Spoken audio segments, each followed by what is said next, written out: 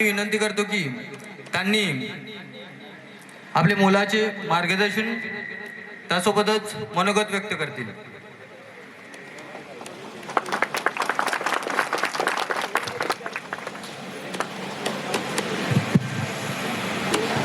सर्वांना जय सेवा, जय गुणवान।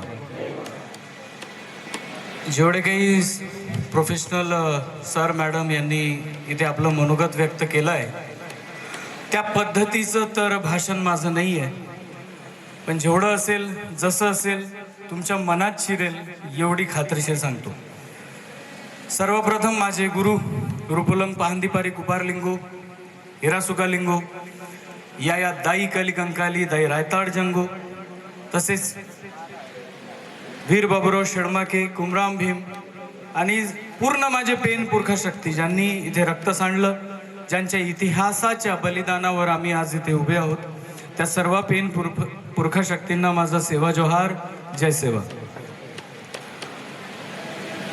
आणि तसेच या मंचावर बरेच वक्ते येऊन गेले आहेत, मी सर्वांची नावं घेणार नाही। कुरेशी मॅडम, कुमरे मॅडम, आपणा सर्वांना माझा सेवा जोहार। आणि हा कार्यक्रम ज्यांच्यामुळे शक्यच नाही ते सगळे आपणा सर्वांना माझा सेवा जोहार। एकदा स्वतःच्या कार्यक्रमासाठी छान कार्यक्रमासाठी एकदा जोरदार टाळ्या स्वतःसाठी। माझा परिचय हा राहुल कन्नाके, गोंडपिपरी तहसील धानापूर गाव, त्या गावातून निघालेलो।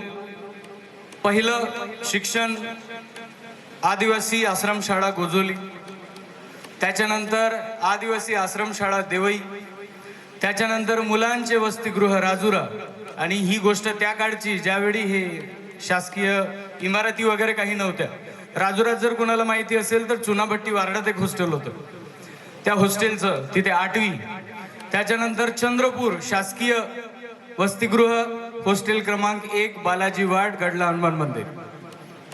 त्याच्यानंतर शासकीय मुलांचे वसतिगृह पुणे हडपसर, तिथे सुद्धा राहिलोय, तिथे सुद्धा शिकलोय। आणि त्याच्यामुळे हॉस्टेलची जर्नी कोणी सांगू शकत नसेल, मला माहिती आहे। भलेही तो काळ आमचा 2011-12चा असेल, पण बदल फार होत नाही, नियम बदलतात। आपण आहोत तसेच आहोत आणि तसेच राहिले पाहिजे, सामाजिक बांधिलकी जोपासलं पाहिजे। मराठीमध्ये बोलतोय ना, माझे शब्द अटकते, तर होऊ शकते मी स्पीच मध्ये हिंदी वगैरे टाकेन, तर मला माहिती आहे सगळे हिंदी मूवी पाहतात, सगळ्यांना हिंदी येते, तर त्याच्यामुळे बाहेर जाऊन माझं हिंदीवर कमांड चांगली है मराठीपेक्षा। तो हम बात करते हैं, बात ये है कि बहुत सारे लोगों ने ये बताया बच्चे हॉस्टल में आते हैं, बहुत सारी सुविधाएं उनको मिलती है, लेकिन वो सुविधाएं का फायदा उठा नहीं पाते। लेकिन एक्चुअली बात उल्टी है, जो इनको भी पता नहीं है, तो ये बात बताना जरूरी है क्योंकि मैं हॉस्टल से आया हुआ बच्चा हूँ। बाकी बच्चे क्या करते हैं, कैसा माइंडसेट लेके आते हैं हॉस्टलों में और कॉलेज में, हमें नहीं पता। हमें ये पता है कि मेरा जो ट्राइबल बच्चा है, जो गांव से आता है, उसका माइंडसेट अलग होता है शहरों के लिबास से। जब शहरों में हम आते हैं, जब मैं पहली बार आया था शहर में, मुझे इनके तौर तरीके समझने में 1 साल गया था मेरा। गांव से आया था, गोंडी बोलते थे, हमारा गांव अलग, हमारी बोलने की कला अलग। वहां पे एक दूसरे के घर में जाके हम बैठ के बात कर सकते हैं, यहाँ पे एक दूसरे के घर में कोई मर गया तो पता नहीं होता। तो ये जो तौर तरीके हैं, ये हमारे बच्चे जानने में थोड़ा सा समय लगता है। ये जब जानते हैं, अरे नहीं इधर, हम उधर जो जैसे वो बोलते थे, इधर आके हेलो हाय हो गया है, तो ये जो सीखने में है ना, ये हमारे बच्चों को समय लगता है और वो समय हम देते नहीं है।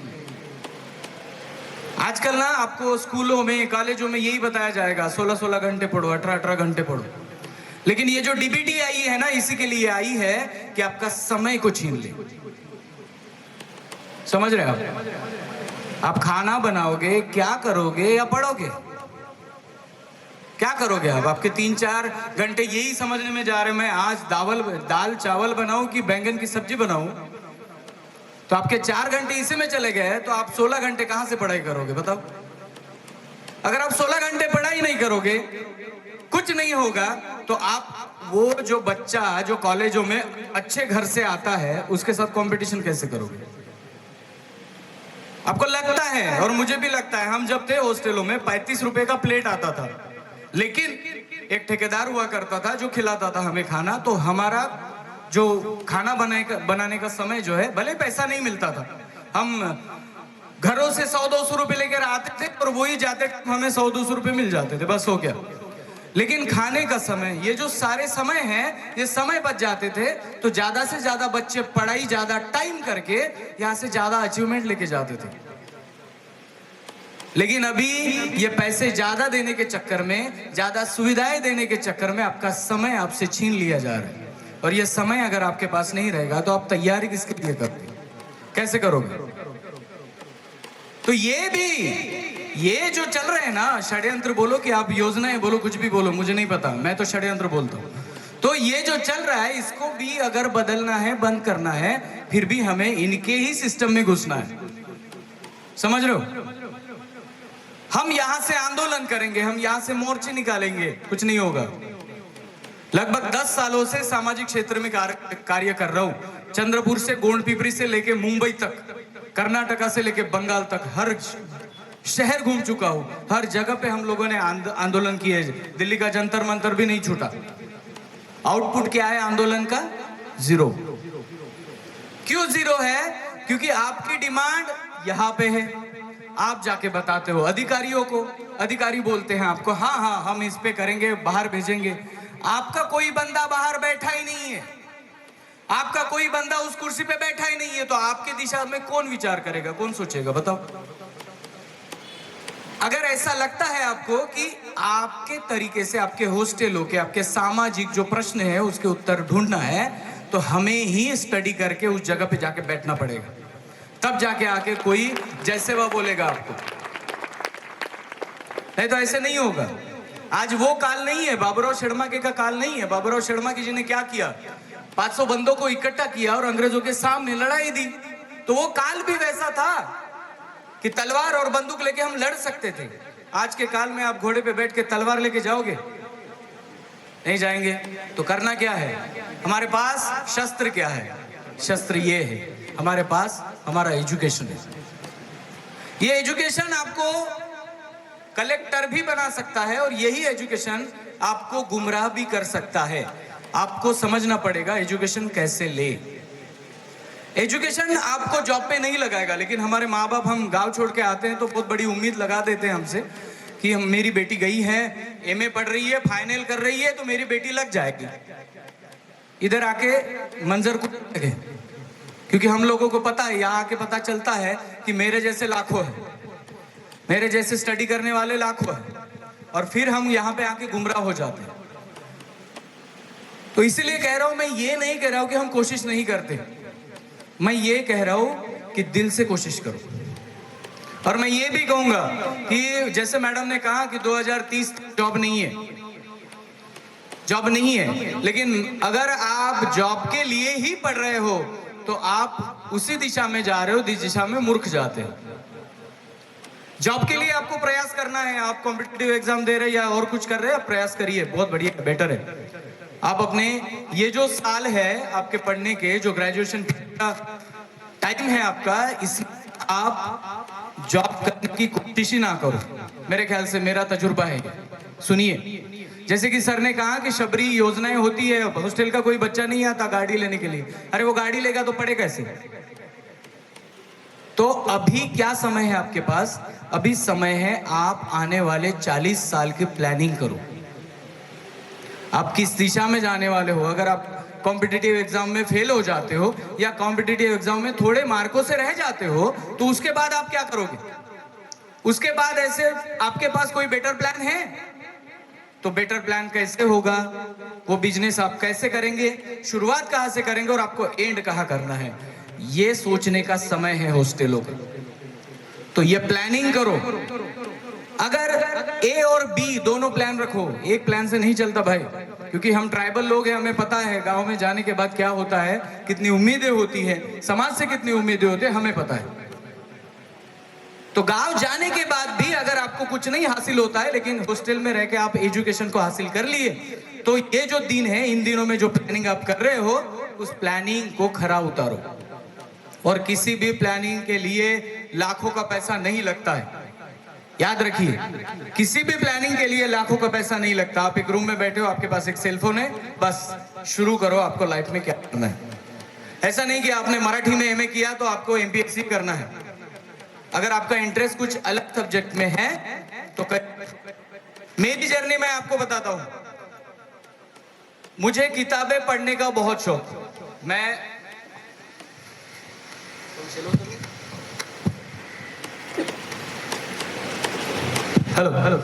मुझे किताबें पढ़ने का बहुत शौक, और ये शौक इतना कि मैं हर धर्म की हर किताब को पढ़ चुका था 12वीं तक। और फिर समझ में आया यार इतिहास तो बहुत बड़ा है भारत का, लेकिन इसमें मेरा इतिहास कहाँ है, जो ट्राइबल समुदाय कहाँ है। फिर ये समझ में आया कि 1947 की जो लड़ाई हुई थी उसके पहले मेरे समाज ने सहभागी नहीं लिया था।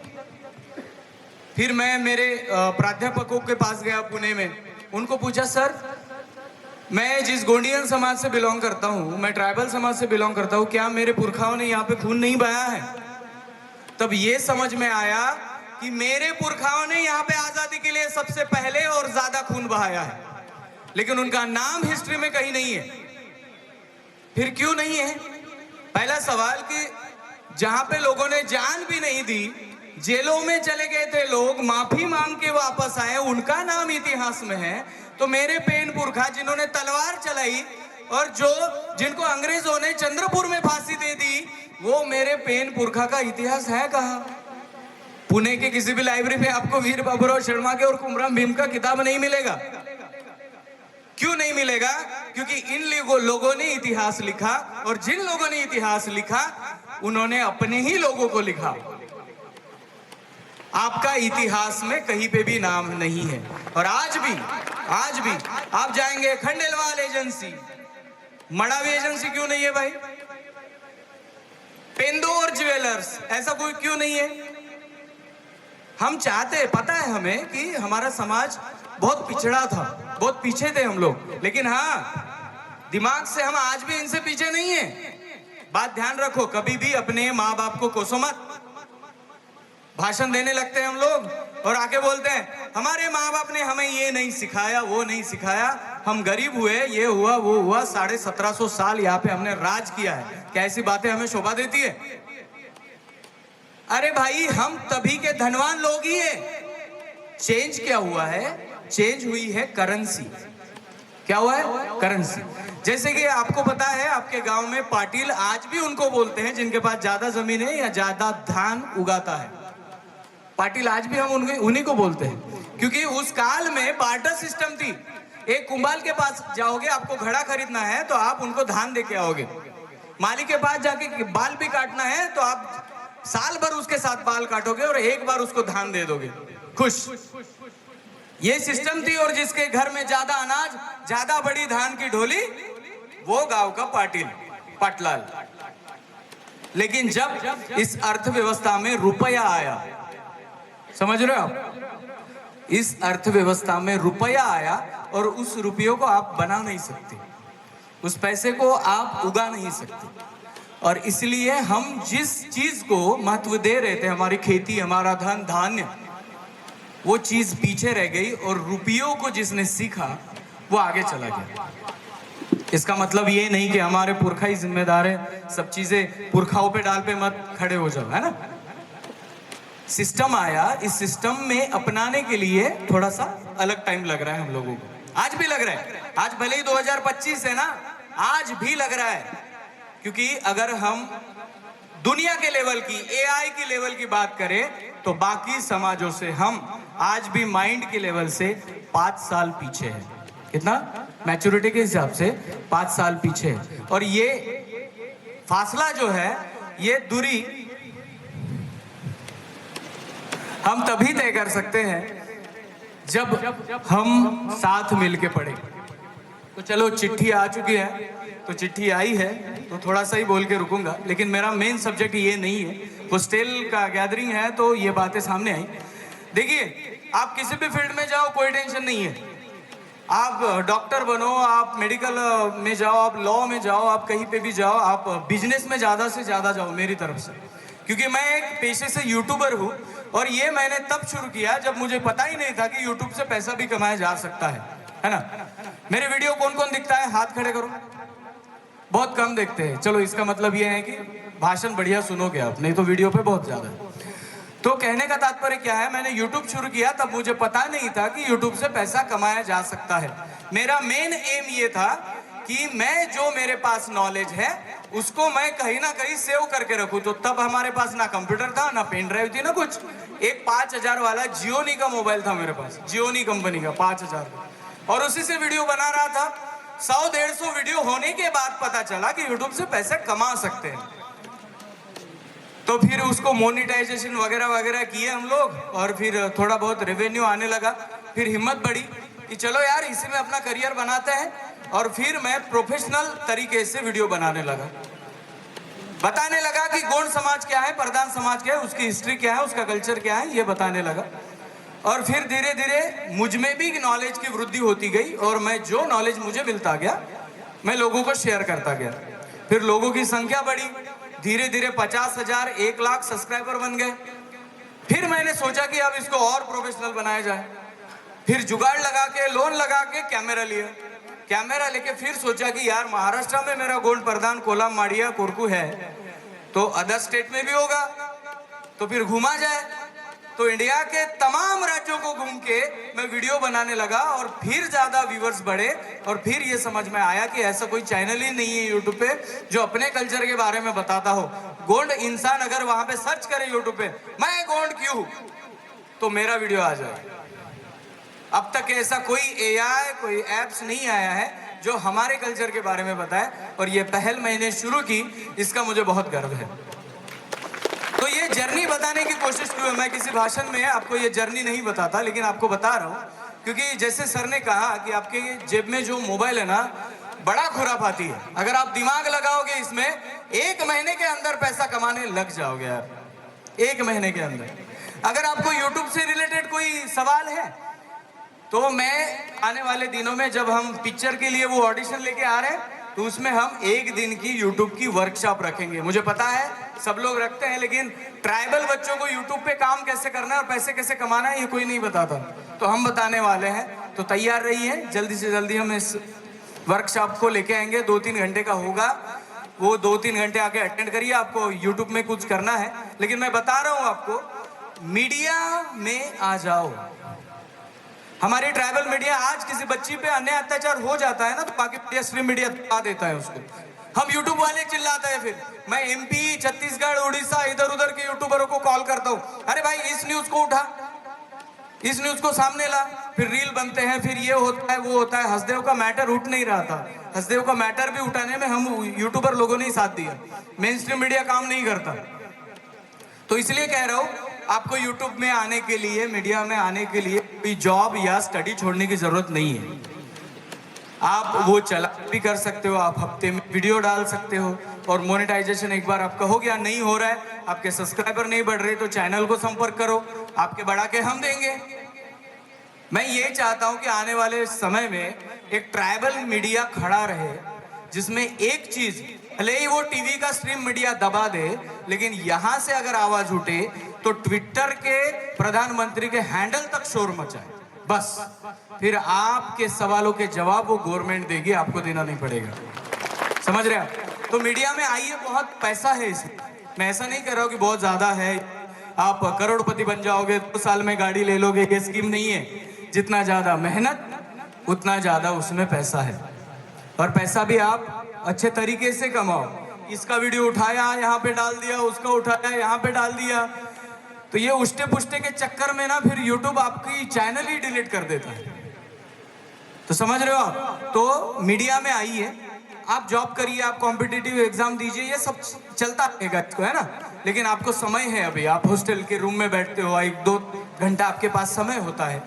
पहले पहले लोग आप पे हंसेंगे, ये भी ध्यान रखो। मैं जब धानापुर गांव में वीडियो बना रहा था, लोगों को लग रहा था ये पगला गया।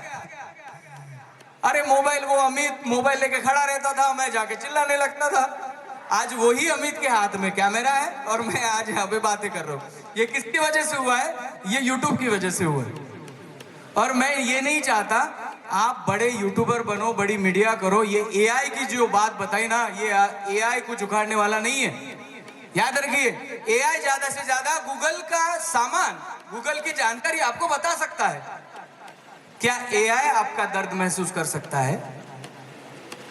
क्या एआई आपकी फीलिंग समझ सकता है? क्या एआई आपको बाप बन के आशीर्वाद दे सकता है? नहीं तो घबराओ नहीं, एआई कुछ नहीं करेगा। सिर्फ जितनी ज्यादा हम वर्कलोड है हमारा, उसको थोड़ा सा आसान बना रहा है एआई। घबराने की जरूरत नहीं। मेरा भी स्टूडियो है, आज 6-7 लाख का मेरा स्टूडियो है यवतमाल में। गोंडी गाने बना रहा हूं मैं उस स्टूडियो में। ये सभी देन इस मीडिया की है, इस यूट्यूब की है। मैंने स्टूडियो डाला है, वहां पे हम गोंडी सॉन्ग बना रहे हैं। बहुत सारे सिंगर आके ये इलेक्शन के बहुत ज्यादा गाने बना दिए, तो मेरा स्टूडियो है। और आज अगर आप इंटरनेट पे देखेंगे तो एक एआई है, कोई सुनो एआई करके, तो वो गाना भी बना के देता है आपको फ्री में, एआई।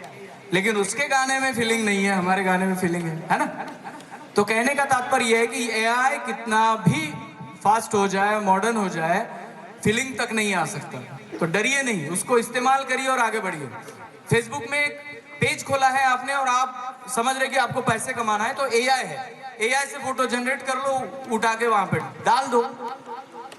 तो एआई को दुश्मन मत समझो, एआई को दोस्त समझो, काम करो, है ना। और एक बात और बना के यहां से जाऊंगा, जो मेरा प्रोफेशन है।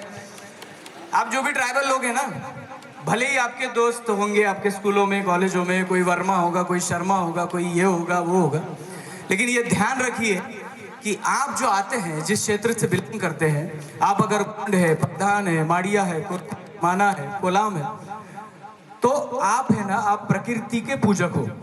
क्या हो आप? प्रकृति के पूजक। बाकी आदमी दिवाली करता है, उसको यही पता है कि शाम को कपड़े लगाना है और फटाके फोड़ना है ना। बाकी आदमी होली करता है तो उसको यही पता है कि बस सफेद कपड़े लगाने और रंग फेंकने। लेकिन आप वो लोग हो जो आपको पता है कि दिवाली के समय आपका धान घर में आ जाता है और इसलिए आप दिवाली मनाते हो, है ना। पोला इसलिए आप मनाते हो कि आपका बैल ना 2 महीने चिखल करके काम करके थक गया है, तो आपको पता है उस बैल को आराम देना है, तो उसको नहा धोला के आप उसका पोला बनाते हो। और तभी उस पोले के समय में आपके धान जो होते हैं ना, उसमें दूध आता है, पोट्री आता है। मैं ये सीक्वेंस इसलिए बता रहा हूं कि आपके त्योहार और आपकी खेती, ये दोनों मिलते जुलते हैं, इसको समझो। बाकी लोग त्योहार क्यों करते हैं उनको नहीं पता, जाके उनको पूछेंगे क्यों दिवाली मनाते हो भाई, क्यों होली करते हो, तो उनके पास बताने के लिए बहुत ज्यादा कुछ नहीं है। ज्यादा से ज्यादा हमारे इस ग्रंथ में लिखा है, बस। वो बंदा क्या बोलेगा? हमारे इस का है कि ऐसे ऐसे हमें करना है। ग्रंथों के पहले की संस्कृति हमारी है, जब लिखावट हुई नहीं तब हमारा कल्चर था। तो पुराने कौन?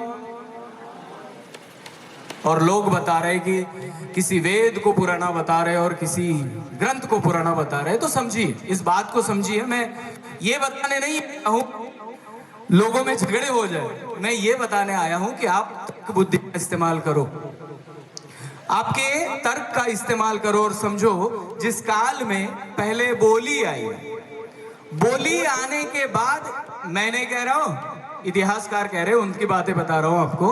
पहले जब इंसान गुफा कंदरों में रहता था तब बोली बनी, इसलिए वो रॉक पेंटिंग करता था, इसलिए वो भित्ति चित्र बनाता था। तब कोई भाषा ही नहीं थी, कोई लैंग्वेज ही नहीं थी, और तब कोई लिपि नहीं थी, तो कौन सा ग्रंथ वहां पे लिखा गया होगा? तो ग्रंथ तब लिखा गया होगा, वेद पुराण तब लिखा गया होगा जब उसकी भाषा और उसकी लिपि बनी होगी ना। तो उसके पहले के लोगों का इतिहास कुछ नहीं है। अरे उसके पहले का ही तो वो सभ्यता कल्चर हमारा है। इसलिए धर्मों के कंपटीशन में मत पड़ो। कोई अगर कहता अरे हमारा धर्म खत्म है, वही बम उठाओ और उसको पेलो, है ना। धर्मों की लड़ाई हमारी लड़ाई नहीं है।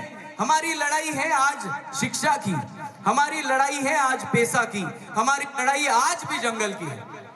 आज सब सुख सुविधा देने की बात अफसर लोग करते हैं, लेकिन आपको ये नहीं बताते कि आपके गांव के जंगल के पास में जो आपकी जमीन थी, उसका जो जंगल था वो सब काटा जा रहा है। हमारी गांव की इज्जत लूटी जाती है और हमारे बहन की वो रिपोर्ट तक थाने में दर्ज नहीं हो जाती, तब कोई अफसर आके था कि तुमको बहुत सारी सुख सुविधाएं मिलती है ना? तो ग्राउंड की बात कोई नहीं करता। आपके हॉस्टलों में बहुत सारे आप लोगों को बुलाएंगे, आएंगे वो लोग, यहाँ पे बातें करेंगे, बड़ी बड़ी डींगे हाकेंगे, लेकिन एक बात समझ में आई है कि आपके जब तक फीलिंग को कोई नहीं समझेगा, आप उन लोगों से कनेक्ट ही नहीं कर पाओगे, है ना? क्योंकि हमारी ये बेसिक है, बेसिक चीजें हैं। एक बच्चा था हॉस्टल में, पुणे के हॉस्टल में था बच्चा, पुणे हड़पसर में, हमारे रूम साइड में रहता था बच्चा, था अहमदनगर का। वो बच्चा 2 महीने हॉस्टल में आया ही नहीं। तो हम लोगों ने फोन किया, हमको पता था उनका प्रॉब्लम क्या है। तो वार्डन आया और वो बच्चा 2 महीने के बाद आया। अरे तुमको इतनी सुख सुविधाएं मिलती है, लेकिन तुम इधर जाते हो, उधर जाते हो, ये करते हो, वो करते हो। बच्चा सुन रहा था, कुछ बोल नहीं रहा था। जब उस बच्चे को हमने बात पूछी तब बताया कि उसकी बहन थी और उसकी माँ थी, दोनों का देहांत हो गया था एक्सीडेंट में, और उसके तुरंत 3 दिन बाद उसके पिताजी चले गए। पूरी खेती बाड़ी, उसका घर खर्चा सब उसके ऊपर जिम्मेदारी आ गई थी। 2 महीने के अंदर में वो बच्चा बड़ा हो गया था। अब उस बच्चे को, जो बच्चा बोल रहा था कि मुझे पढ़ के कलेक्टर बनना है, वो बच्चा आके वार्डन को बोल रहा था सर मैं नहीं पढ़ पाऊंगा। ये चीजें ना यार कोई अफसर नहीं पूछता आपसे कि घर में क्या होता है, कितने तनाव है, कितने प्रॉब्लम्स है, हम क्या माइंडसेट से इधर आ रहे हैं। कोई बच्चा होता है ना, तो उसको पैसे देने के लिए उसके पिता के पास भी पैसे नहीं है यार। ये सिचुएशन आज भी है और इस सिचुएशन से हम गुजर रहे हैं। और बाकी आदमी जो आपको आके स्पीच देता है ना, इसलिए कनेक्ट नहीं कर पाते क्योंकि ग्राउंड लेवल की जो आपकी समस्याएं हैं वो उनको नहीं पता है। और ये समस्याएं समझने के लिए भाइयों हम में से ही कोई अफसर जाके बनना पड़ेगा, वहां पे बैठना पड़ेगा, और फिर आप समझेंगे कि आपका भाई यहाँ कौन सा स्ट्रगल कर रहा है। तो इसलिए बोलने के लिए ना बस 4-5 घंटे हैं, लेकिन समय नहीं है आपके पास। और मैं ये चाहूंगा, देखिए आप हॉस्टल की टीम है, आपके कोई अध्यक्ष होंगे, उपाध्यक्ष होंगे, है ना? सब लोग हैं, आप भी होंगी। तो आप कितने साल रहेंगे यहाँ पर? 5 साल, है ना? 5-6 साल रहेंगे या 7 साल रहेंगे। 5 साल मोस्टली हम रहते हैं हॉस्टल में, और उसके बाद हम अपने लाइफ के लिए निकल जाते हैं। कोई जॉब करता है तो कोई बिजनेस करता है, गाँव की तरफ चले जाते हैं। लेकिन हर हॉस्टल में आने वाले बच्चे को ये पढ़ाया जाता है, और आज भी पढ़ाया जाता है, मुझे पता है। ये समाज के लिए आज मैं खड़ा हूं ना, ये हॉस्टल की देन है। क्योंकि बाकी हॉस्टल समाज के बारे में कहीं पे भी डिस्कस नहीं होता, किसी ऑफिस में नहीं, कहीं पे भी नहीं। हॉस्टलों में डिस्कस होता है, सीनियर लोग जूनियर को सिखाते हैं कि हमारे प्रॉब्लम क्या है, हमारी समस्या क्या है। तो इस हॉस्टल को गुरुकुल समझ के इसमें रहिए। और मैं चाहूंगा, मुझे पता नहीं आपका क्या माजरा है कि 1 नंबर हॉस्टल नहीं और 2nd नंबर नहीं, लेकिन मैं चाहूंगा आप जितने भी अध्यक्ष उपाध्यक्ष हैं, आप शाम को बैठिए और विचार करिए। आप 4-5 या 10-20 लोगों की वजह से पूरे हॉस्टल एक नहीं हो पा रहे। अगर ऐसी कोई प्रॉब्लम सामने आती है, TRTI या किसी भी तरह से कोई सर्वे आ जाता है और हमारे समाज पे कोई प्रॉब्लम आ जाता है, तब एकजुट कैसे होंगे भाई, नारा कैसे बढ़ेगा? तो इसलिए मेरी बात दिल को लगाकर सुनिए। देखिए मैं आपको उपदेश नहीं दे रहा हूँ, ये बड़े दिल की बात दिल से कर रहा हूँ, क्योंकि मैं भी हॉस्टल से आया हूँ। देखिए हम लोग तो चले जाएंगे ना, बच्चे बदलते रहेंगे, बाकी भाई भी आएंगे, सीखेंगे, पढ़ेंगे, लेकिन जितना आज आपका पेंडॉप है उससे भी दुगना होता अगर के प्रोग्राम करते हैं ना। तो कुछ ऐसी तरकीब निकालिए कि सब बच्चे 1 नंबर हो, 2 नंबर हो, लड़कियां भी 1 नंबर हो, 2 नंबर हो, सब एक जगह पे आए। जो बदमाशी कर रहा है सामने आके उसको हटाओ, उसका कोई काम नहीं है, आप सामने आओ। जो बदमाशी करके बच्चों को एक दूसरे से दूर कर रहा है उसको हटाओ, सामने आओ, मिलजुल के बनाओ। इतना बड़ा आगाज हो जाएगा कि यहां से जैसे वो बोलोगे ना, उधर सुनाई देगा वो CTPS में, है ना? तो जब तक एकजुट नहीं होगे आपके सवालों के हल नहीं मिलेंगे भाई। मैं दिल से बता रहा हूं, किसी को बुरा लगे तो सॉरी, लेकिन जो चीज है वो है ना? तो मेरी मातृशक्ति, पितृशक्ति यानी मेरे भाई और बहन सब लोगों ने मुझे सुना।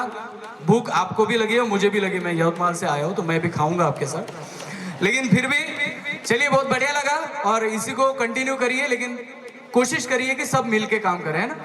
सब मिलके एकजुट हो और एक आवाज बुलंद करो। तो चलो मैं नारे के साथ खत्म करता हूं हर भाषण। तो आपको सेवा सेवा बोलना है ना, सेवा सेवा,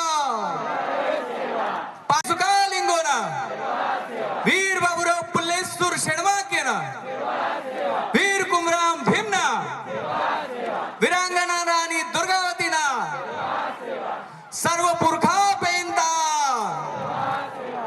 इन लोगों को मत भूलिए, चाहे आप लाख रुपए का पगार कमाइए, लेकिन अपने पुरखा परलिंगो जय सेवा इस शब्दों को पकड़िए। आप अगर कलेक्टर बन जाते हो और उस पे आप एक झंडा लगाते हो ना उस आपके बेंच पे, तो हमारी शान बढ़ जाती है ना। आप किसी भी क्षेत्र में जाओ, अपने जय सेवा नारा और अपने कल्चर को मत भूलो यार, है ना। बुलंद करते चलो। कोई छाती ठोक के आपको बोले, कुछ भी बोले, सलाम करे, छाती ठोक के बोलो जय सेवा। मानना है तो मान, नहीं तो ओके। तो चलिए, जय सेवा, जय जोहार, जय आदिवासी, जय गोंडवाना, जय।